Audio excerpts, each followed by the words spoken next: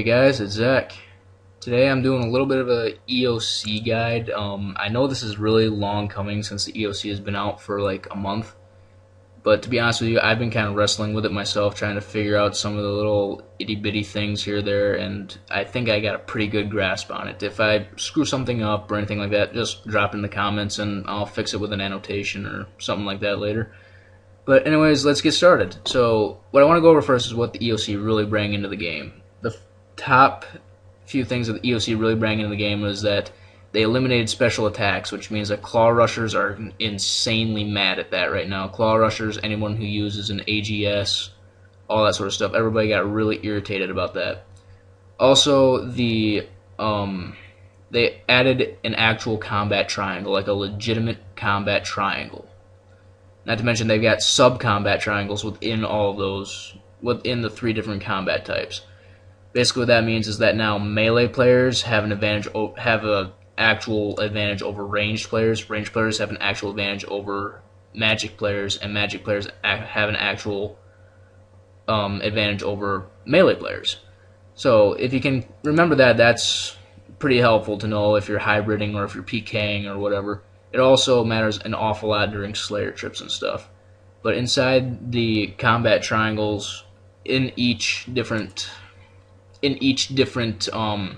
combat style, there are also different specific weaknesses too, whether that's a slash style attack from melee, or fire magic, or bolts, or arrows, or whatever. Yes, bolts and arrows actually are different now. Before they were just a type of ammo. Now monsters actually have a specific weakness to either bolts, thrown weapons, or arrows, or other stuff as such. Anyways, let's move on. Right away, the ability book. This is something else that the EOC really brought into the game, and really it put a lot of people either on the fence, irritated them, or a lot of people really liked it. The ability book it's what your spell book used to be, but now it's pretty much all your different special attacks. They've got special attacks ranging from defense to constitution to magic to ranged, and then your melee, which is attack and strength respectively. So anyway, seeing as I'm decked out in mage gear right now, we're just going to go over mage as an example. Right off the bat, you look at your mage thing, and you got this top bar right here. Right here, these are your abilities. These are all your combat spells, teleport spells, and pretty much your skilling spells. These will all change depending on which spellbook you have, but the symbols will all pretty much remain the same. So anyways, let's go over the abilities, because the abilities are the big thing here. What goes on with the abilities is that each ability has different special effects. They all cause different amounts of damage, and you also need to, for threshold and ultimate abilities, you need to fill your adrenaline bar to a certain point before they're able to be used, and when they are used, they will drain your adrenaline. Thresholds, you have to be at 50%. When this bar right over here will fill up with yellow, the farther along it gets, the more threshold and ultimate abilities you can use. Once it gets all the way full, then you can use ultimates, and then it'll drain it all the way back to 0. So just remember that in case you're in for a long fight, and if you decide you want to try and go for a one-hit KO. Now, how I usually like to set up my abilities, I like to set them up basics, thresholds, and then ultimates. Just to kind of keep them in chronological order so I know where everything is, and it's just a lot easier to follow it that way. Another thing that helps is that if you really want to get technical with it, keep them in line with your combos.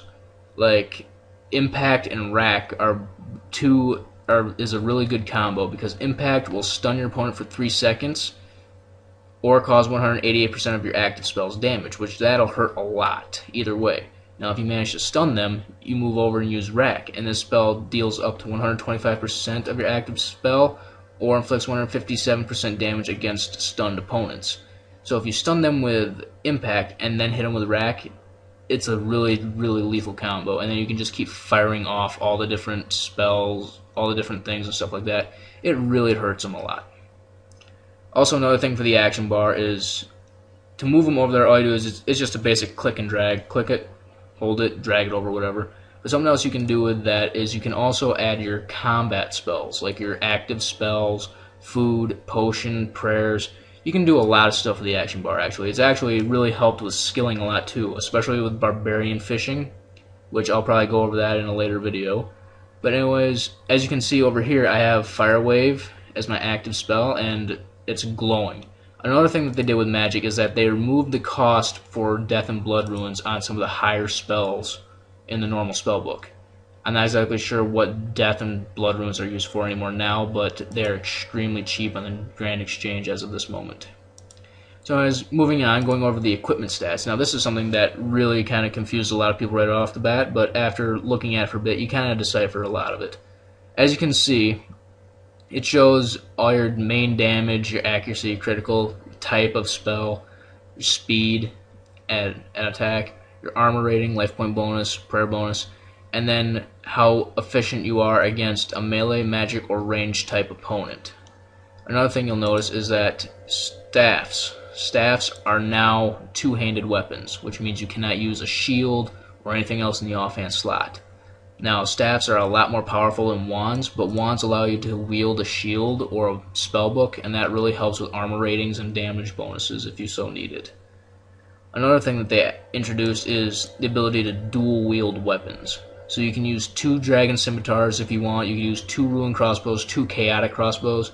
The only thing that you need to have, and this is a must for it, is you need to have the offhand version of the weapon. You can't just have 2 regular dragon scimitars and dual wield them. You have to have the offhand version of it. So anyways, that's pretty much the basics for that. Anyways, I'm going to go and find a good spot to show off some of the abilities. I will be right back. Alright guys, I'm back.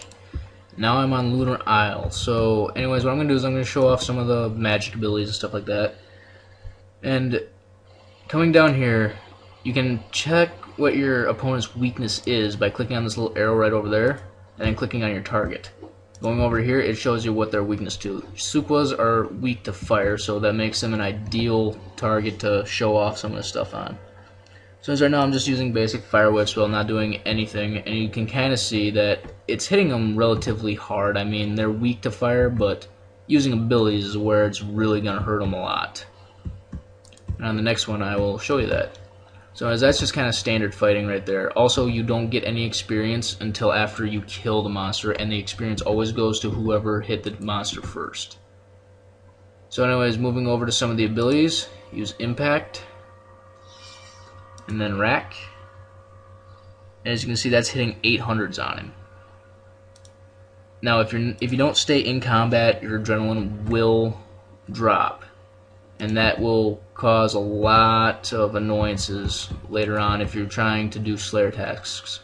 However, there is one ability called Momentum under the Constitution area of your ability book that will help with that a lot. It just boosts your standard attacks for 20 minutes over time. It just makes them hit a lot harder. It just makes Slayer tasks a lot less tedious with the constant abilities and stuff like that. It's just kind of handy that way. So anyways, that's pretty much that. We're going to switch over to the staff now and show off the combat with the staff. Staffs hit a lot harder now. Staffs hit a lot harder than wands, which that was always kind of a thing. But as you can see, I just took him out with a 1700, 1200 right there. So these staffs hit a lot harder than wands, and I mean a lot harder. And I mean, I'm using a Griffolic wand, which that's a level 60 wand. If I want to, I could buy a Master's wand, but I just didn't feel like spending the money on it. So anyways, now we got our adrenaline bar full, and we're going to show off one of the ultimate abilities. What I'm going to do right now is Metamorphosis. Now, just watch what this does. Alright, what Metamorphosis does is it transforms you into an elemental of the last spell that you casted. Now, whether this be wind, fire, water, or earth depends on, again, whichever spell you just last cast. And it lasts for 20 seconds. All spells you cast within that time frame are free of cost of ruins, and damage is increased by 50% if you use the same elemental type of spell. So that's really, really handy, and it's just a really cool little thing to have. So anyways, that's pretty much my basic guide on combat with the EOC. There's a lot of variances between the different combat styles, but you know, pretty much all I can tell you is, you know, pick a weak monster, play around with it, figure everything out. And while you're doing it, just kind of notice some of the cool cooler stuff with it. So anyways, this is Zach signing off. If you want to see a specific video in the future, just drop in the comments. I will check it out. Rate, subscribe, all that good stuff, and I will see all of you beautiful people later.